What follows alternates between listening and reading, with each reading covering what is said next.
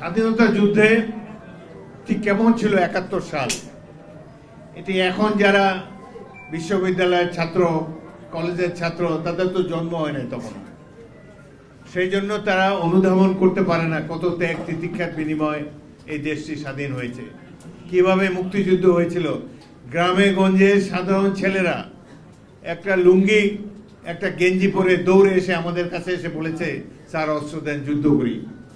বাবা মাকে বলে আসেনি, ঘর বাড়ি আত্মীয় স্বজন পরিবার পরিজনের নিরাপদ আশ্রয় ছেড়ে তারা বিপদ সংকুল পথে পা বাড়িয়েছিল, জীবন উৎসর্গ করার জন্য হন্যে হয়ে ছুটে এসেছিল আমাদের কাছে। আমরা এই দৃশ্য দেখতে পেয়েছি, সেজন্য নিজেদেরকে ভাগ্যবান মনে করি। এখন রাজনীতির অঙ্গনে একদল তরুণ যারা মুক্তিযুদ্ধ দেখেনি, তাদের মুখে একটা কথা স্লোগান শোনা যায়, বিদ্যমান যে সংবিধান ১৯৭২ সালে প্রণীত সংবিধান, একে ছুঁড়ে ফেলতে হবে। এটি তো আওয়ামী লীগের সংবিধান না, সারা জাতি যুদ্ধ করেছে। মুক্তিযুদ্ধ ছিল জনতার যুদ্ধ, সারা জাতির যুদ্ধ। এই কারণে সারা জাতি আওয়ামী লীগের দিকে দৃষ্টিপাত না করে, আওয়ামী লীগ কি বললো সেটা মাথায় না রেখে ৯ মাস যুদ্ধের পর এই দেশের জনতা এই দেশকে স্বাধীন করেছে।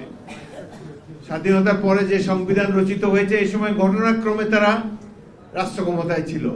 পৃথিবীর কোনো দেশে এরকম উদারতা দেখায় না মুক্তিযোদ্ধারা, যেটা বাংলাদেশে দেখিয়েছে। সুতরাং তারা ঘটনা, আমরা যারা যুদ্ধ করেছি, জীবন দিয়েছি, আমরা স্বাধীনতার পর বিভিন্ন ক্যান্টনমেন্টে চলে গেলাম। যে ছাত্ররা জীবন বাজি রেখে যুদ্ধ করেছে তারা স্কুল কলেজে ফিরে গেল। রাজনৈতিক ক্ষমতার প্রতি আমাদের কোনো লোভ ছিল না, আমরা দৃষ্টিপাত করিনি। সেই জন্য আওয়ামী লীগ সেখানে বসতে পেরেছে ভারতের আনুকূল্য নিয়ে। সুতরাং যে সংবিধানটি ৭২ সালে প্রণীত হয়েছে, এটি মুক্তিযুদ্ধের ফসল। সাধারণ মানুষের আশা আকাঙ্ক্ষার প্রতিফলন সেখানে ঘটেছে। ঘটনাচক্রে আওয়ামী লীগ সেখানে ছিল, এটাকে আমি আওয়ামী লীগের সংবিধান মনে করি না। বর্তমান সরকার একটি জুলাই সনদ বিভিন্ন রাজনৈতিক দলে পাঠিয়েছে, আমাদের কাছেও পাঠিয়েছে। সেখানে তারা, আমরা অবাক বিস্ময়ে দেখলাম যে রাজনৈতিক দলের ঐক্যমত নিয়ে যেই সনদটি গৃহীত হবে সেটি নাকি সংবিধানের উপরে স্থান পাবে। এটি তো কখনো হতে পারে না। সারা পৃথিবীতে সংবিধান প্রণয়ন করে নির্বাচিত প্রতিনিধিরা, বাংলাদেশেও এটি হয়ে এসেছে, আগামী দিনেও ইনশাল্লাহ সেটি হবে। কোনো অনির্বাচিত ব্যক্তি দ্বারা সংবিধান সংশোধন হতে পারে না।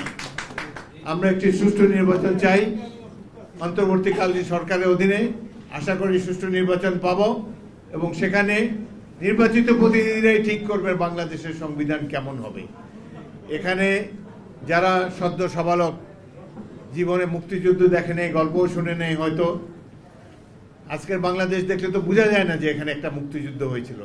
সেই কারণেই তারা বলে সংবিধান ছুঁড়ে ফেলতে হবে এবং এই জুলাই সনদকে সংবিধানের উপরে স্থান দিতে হবে, প্রায়োরিটি দিতে হবে। এটি সম্পূর্ণ অবান্তর একটি কথা।